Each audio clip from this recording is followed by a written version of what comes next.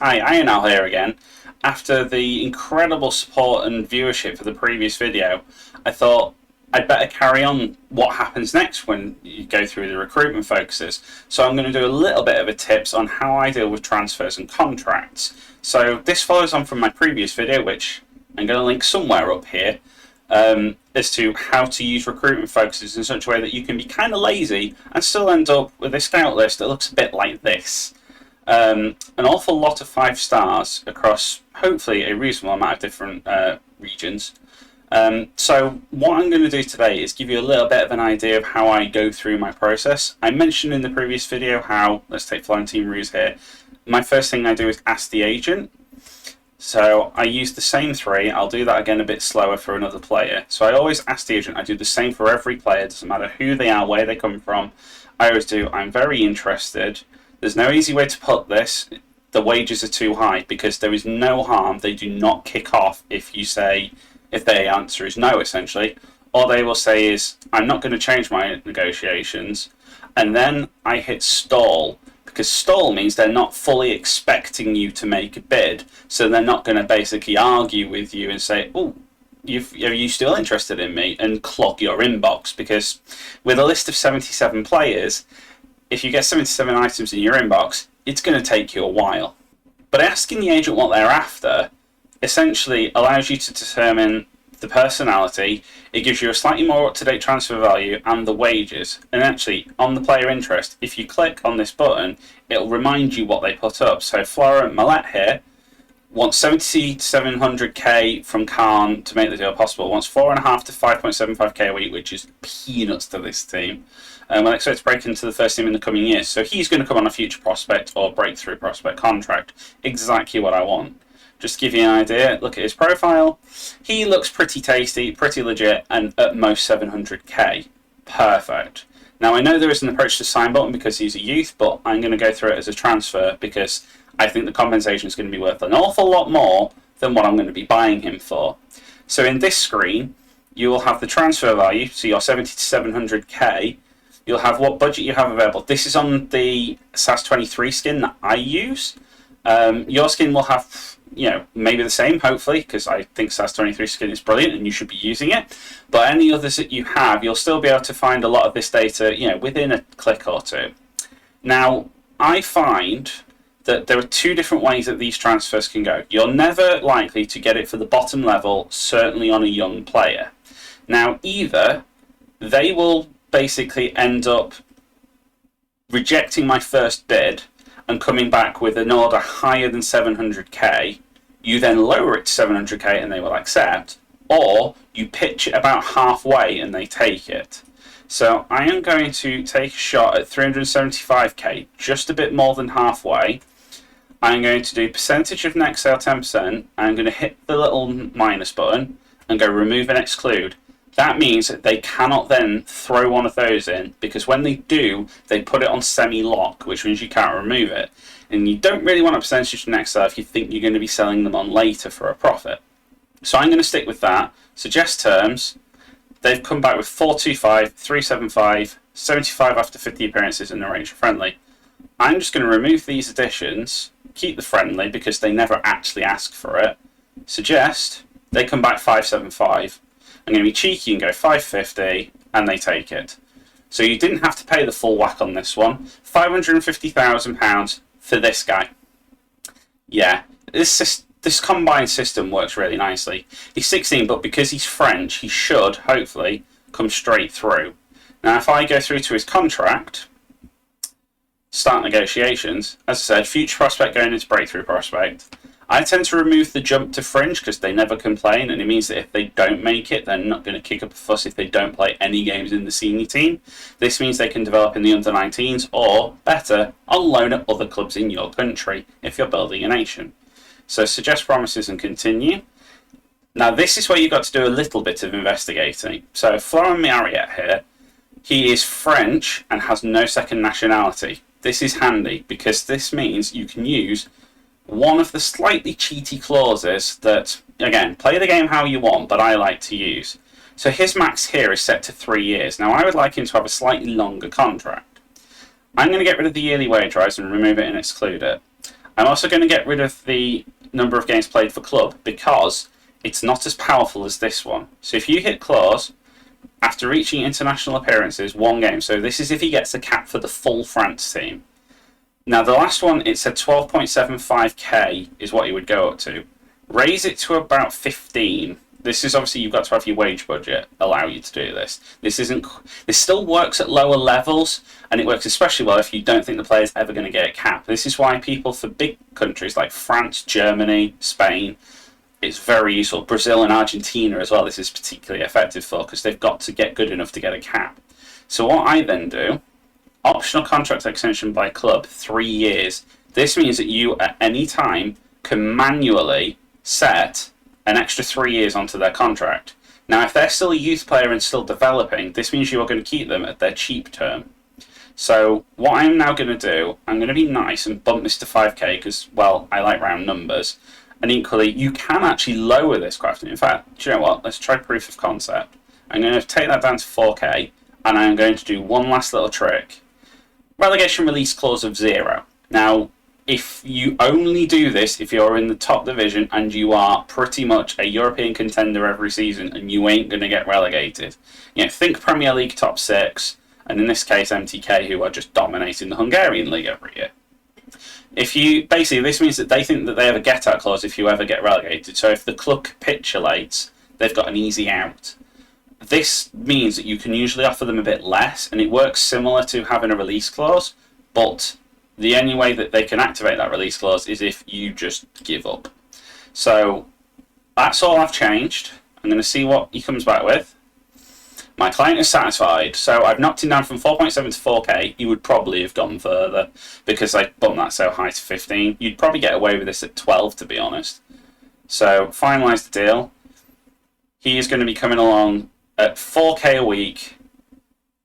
You say he's only going to be in the loan farm for the start. In fact, he won't even be in the loan farm. He's 16. He's going to be in our youth team for a while. And if we take a quick look at our youth team, set like this to under 19s, you can see it's pretty well stacked at the moment. Ignore some of the over 20, over 18 players. These are coming in to get some match fitness, but you know, these guys, for example, are just absolutely ridiculous.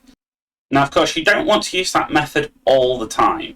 I've got a guy down here who I've just done my agent thing for, Hans Joachim Fosseid, who is Norwegian at Kernsvigger. Again, he looks reasonably solid and again will be a great loan farmer and could develop. He's 15 and worth 750 to 1.7 million, so it seems like an easy get to me. Again, I'm going to go for 1.2 million here, get rid of percentage of next sale, suggest the terms, they're happy at 1.2. Beautiful.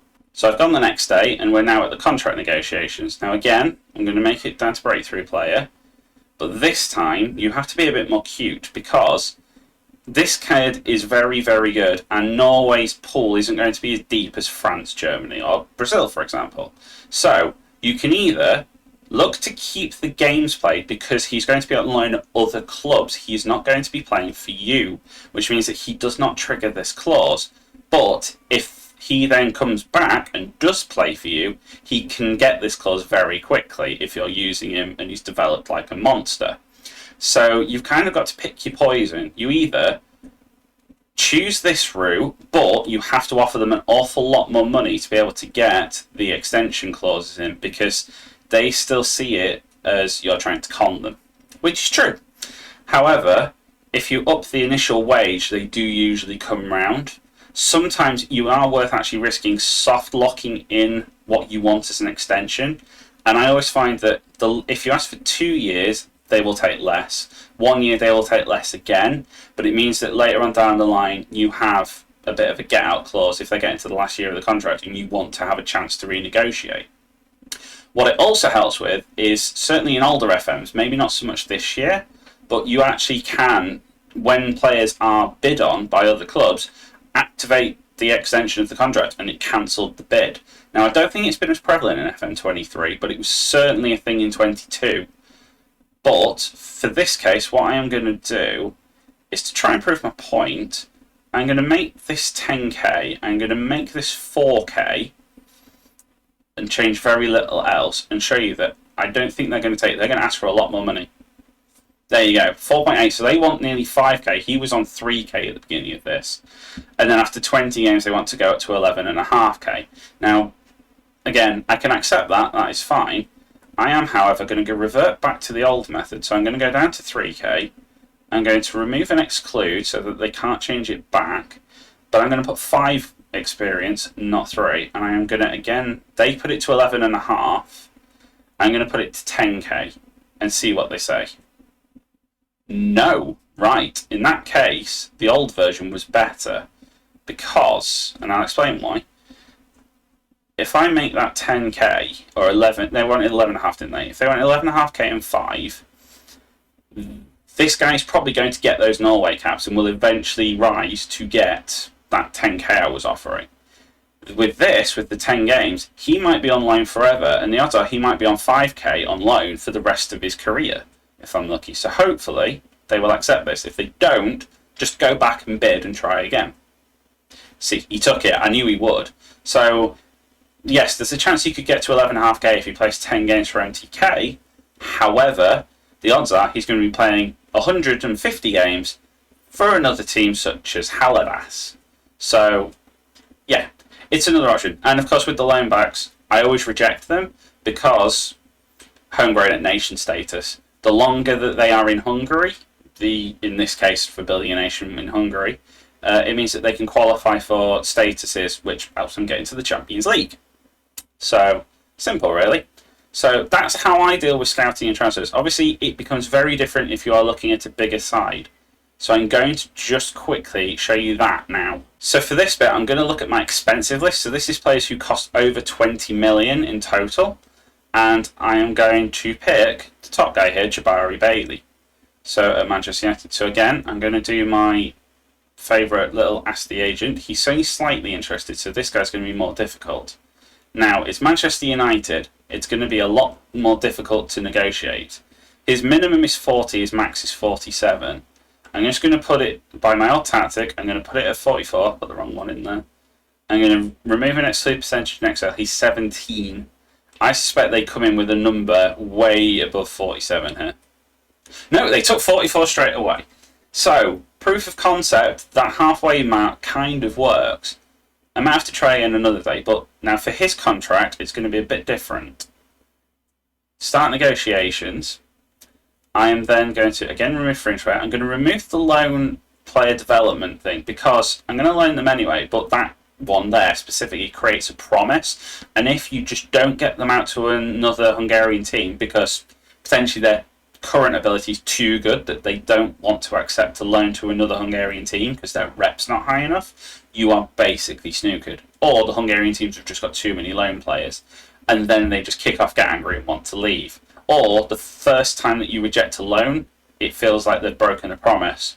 So try and exclude it if you can, even if you do intend to loan them out. Yes, if you keep it in, it does give them a slight boost in terms of chances of going out on loan, but realistically, it's not worth the risk.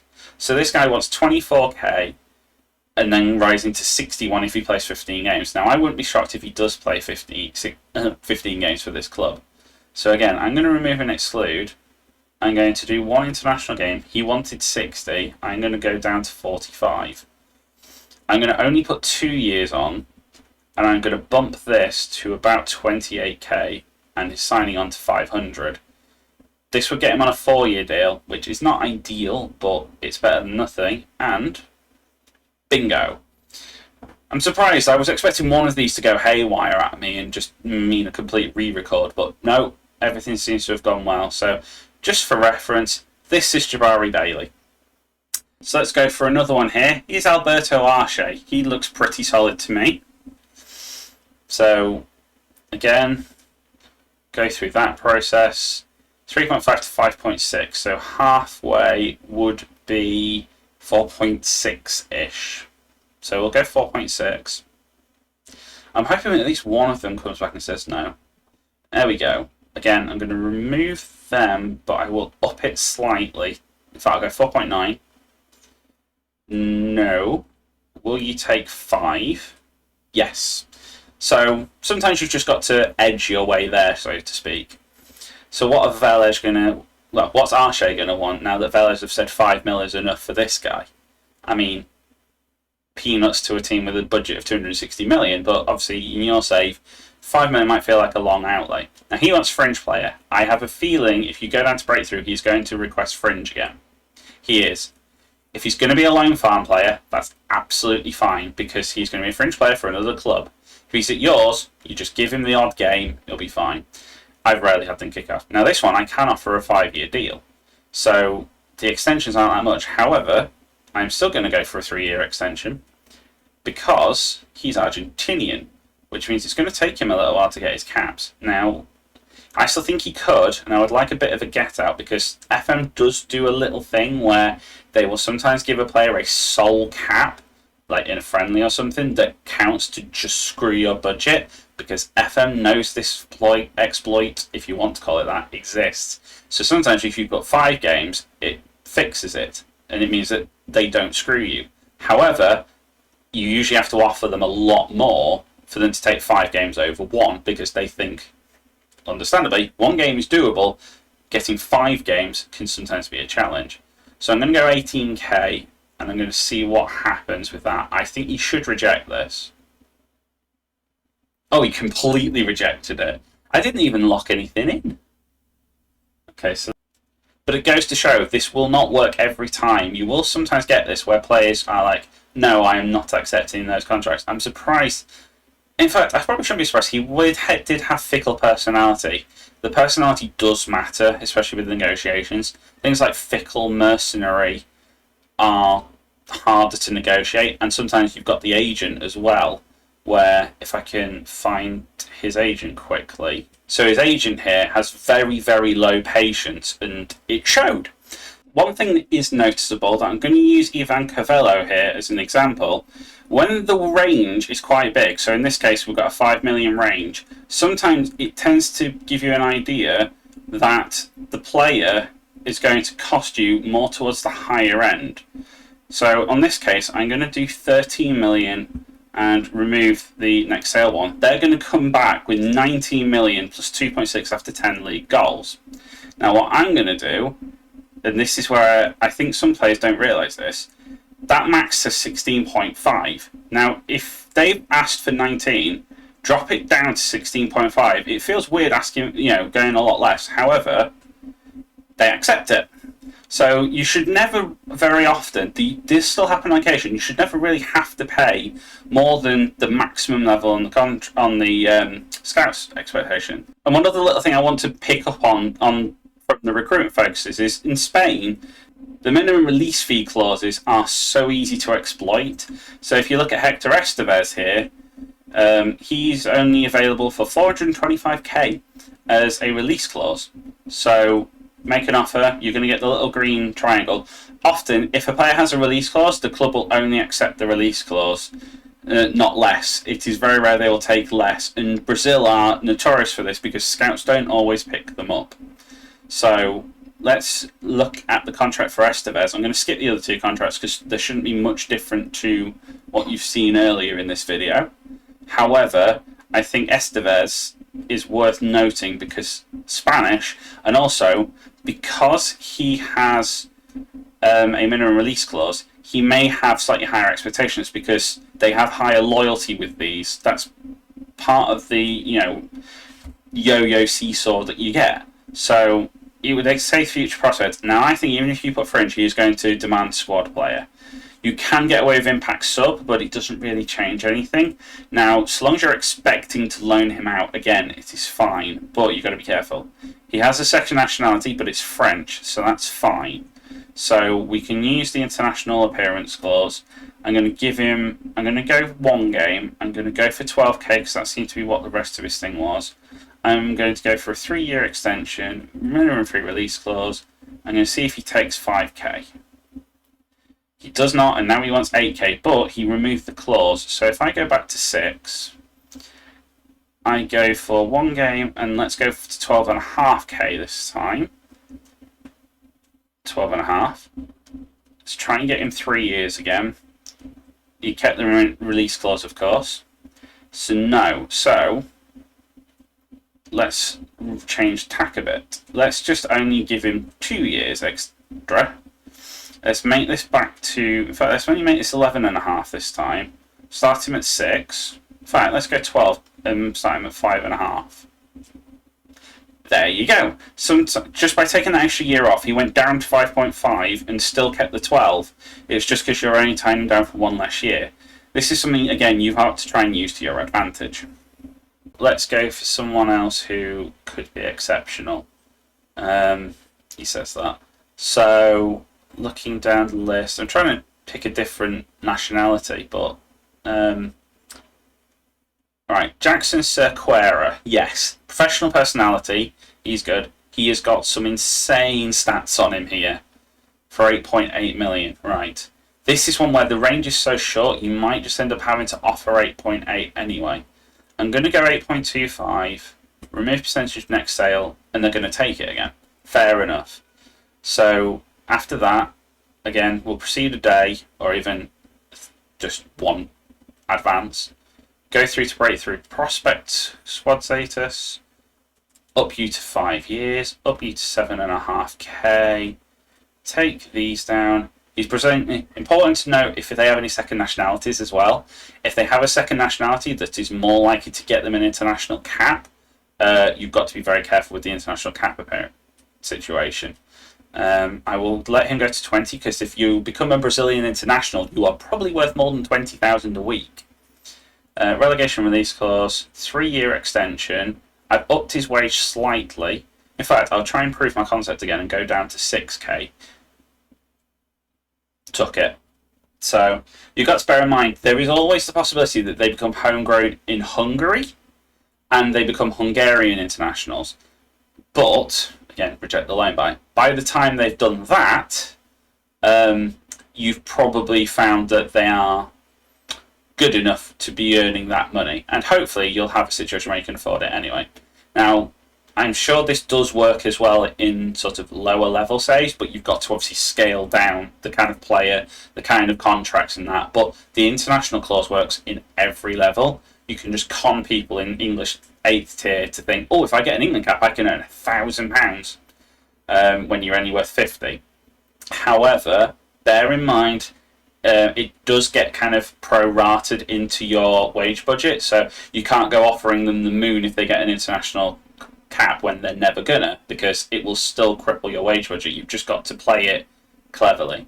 But that's it for transfers and contracts that I've got after the recruitment focuses. Leave a like if you've enjoyed it, if it's been useful. Please share it around. Matt at Second Yellow Card has been fantastic for this. Indeed, he has been fundamental in finding a lot of these contract things as well, and some of the transfer stuff as well, so big up to him. But yes, that's everything I have for transfer and contract tips. If you have any questions, leave them down below in the comments.